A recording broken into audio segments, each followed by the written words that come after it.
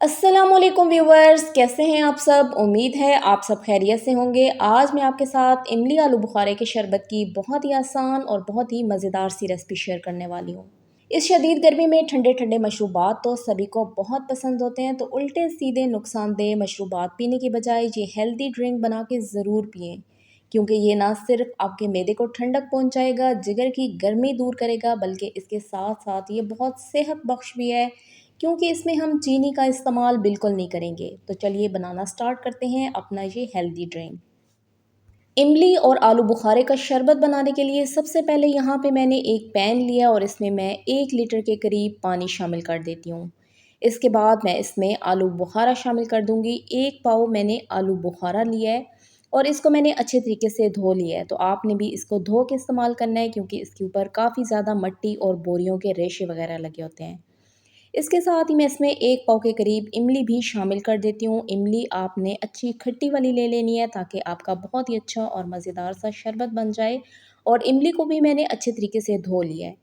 अब मैं इन सारी चीज़ों को एक दफ़ा अच्छे तरीके से मिक्स कर लेती हूँ और इसके बाद मैं पैन को कवर करके कम से कम 15 से 20 मिनट के लिए छोड़ देती हूँ, ताकि इमली और आलू बुखारा अच्छे तरीके से सॉफ्ट हो जाएँ। 20 मिनट हो चुके हैं इसको पकते हुए, और इसमें मैंने जितना पानी डाला था वो भी तकरीबन खुश्क हो चुका है और इमली और आलू बुखारे भी अच्छे तरीके से सॉफ्ट हो चुके हैं। अब मैं फ्लेम को बंद कर देती हूँ और इसे ठंडा होने के लिए छोड़ देती हूँ, क्योंकि इसमें से हमने गुठलियाँ निकालनी हैं और ये काम तभी होगा जब ये अच्छे तरीके से ठंडे हो जाएंगे। तो आधे घंटे के बाद हम नेक्स्ट स्टेप की तरफ चलेंगे। आधे घंटे के बाद इमली और आलू बुखारे अच्छे तरीके से सॉफ्ट हो चुके हैं। अब मैं इनको हाथों की मदद से अच्छे तरीके से मैश कर लेती हूँ, क्योंकि इनको हमने पका के सॉफ्ट कर लिया है। तो इसमें से इस तरीके से गुठली निकालना बहुत ही आसान हो जाएगी। तो देखें व्यूवर्स, बहुत ही आसानी के साथ ये मैश हो रहा है। तो आपने इस तरीके से इसको अच्छे से मैश कर लेना है।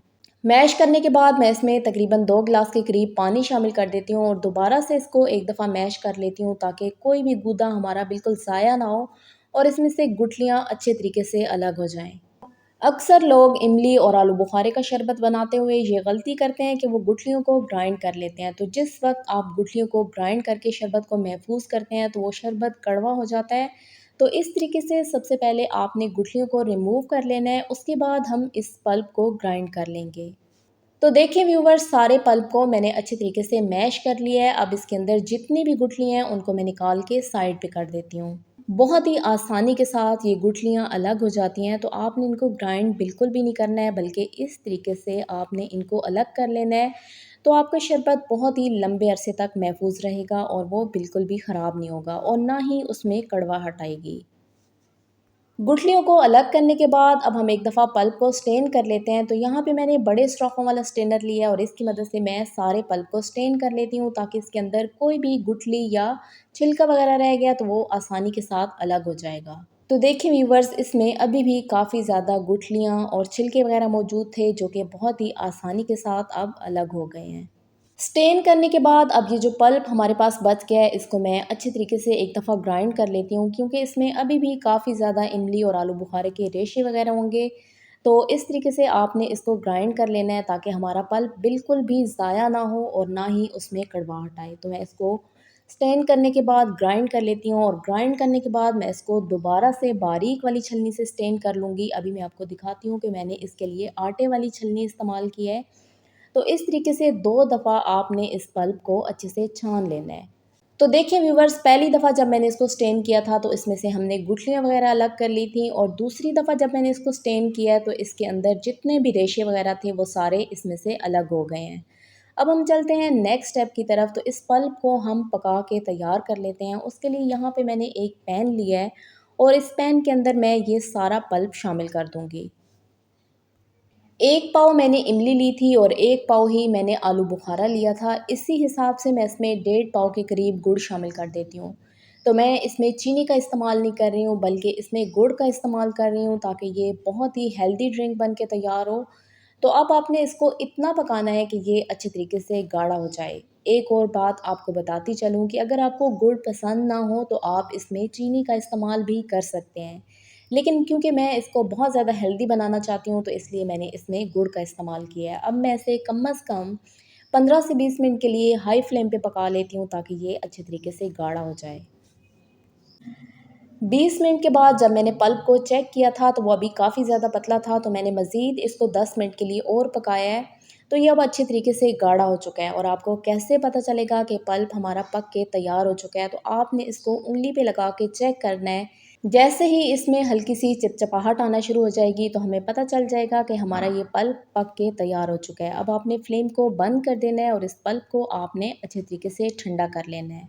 पल्प को ठंडा करने के बाद अब इनको स्टोर करने के लिए यहाँ पे मैंने 2 शीशे के जार लिए हैं और इनको अच्छे तरीके से धोने के बाद मैंने खुश्क कर लिया है। मैं शीशे के जार इस्तेमाल कर रही हूँ, अगर आपके पास शीशे के जार ना हो तो आप प्लास्टिक की बॉटल्स वगैरह भी इस्तेमाल कर सकते हैं।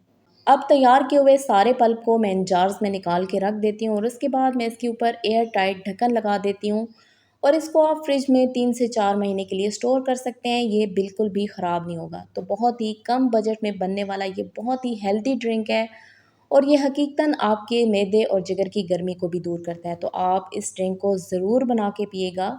इंशाल्लाह आपको इससे बहुत ज़्यादा अफ़ादियत हासिल होगी। अभी मैं आपको इस शरबत को बनाने का तरीका भी बता देती हूँ। तो उसके लिए आपने एक बड़े बाउल में ये पल्प शामिल करना है। पल्प आप अपने रिक्वायरमेंट के हिसाब से इसमें ऐड करेंगे। जितने ग्लास आपने शरबत बनाना हो उसी हिसाब से आपने इसमें पल्प शामिल कर देना है। तो 1 ग्लास के हिसाब से 2 से 3 खाने के चम्मच ये पल्प काफ़ी रहेगा। इसके बाद मैं इसमें आइस क्यूब्स डाल देती हूँ और साथ ही मैं इसमें बहुत सारा ठंडा पानी भी शामिल कर देती हूँ। इसके बाद यहाँ पे मैंने तुम बालंगा को भिगो के रखा हुआ था, ये भी मैं इसमें शामिल कर देती हूँ। तो इसकी तासीर काफ़ी ठंडी होती है, तो गर्मी में आप इसका इस्तेमाल लाजमी किया करें। और सबसे आखिर में मैं इसमें नींबू का रस भी शामिल कर देती हूँ, जो कि इमली, आलू बुखारे और गुड़ के शरबत में लाजमी है और इससे इसके जायके को 4 चांद लग जाते हैं। तो अब आपने इन सारी चीज़ों को अच्छे तरीके से मिक्स करना है और उसके बाद आपने इसे ग्लासेस में डाल के सर्व करना है और बहुत ही मज़ेदार, हेल्दी और रिफ़्रेशिंग ड्रिंक हमारा ये बनके तैयार है। तो इन गर्मियों में आप इस ड्रिंक को अभी से बना के महफूज कर लें और पूरी गर्मियाँ आप इससे भरपूर फ़ायदा उठाएँ। अगर आपको मेरी ये इमली आलू बुखारे की शरबत की रेसिपी अच्छी लगी हो तो वीडियो को लाइक और शेयर ज़रूर करें। मेरे चैनल पे नए हैं तो चैनल को सब्सक्राइब करना मत भूलिएगा।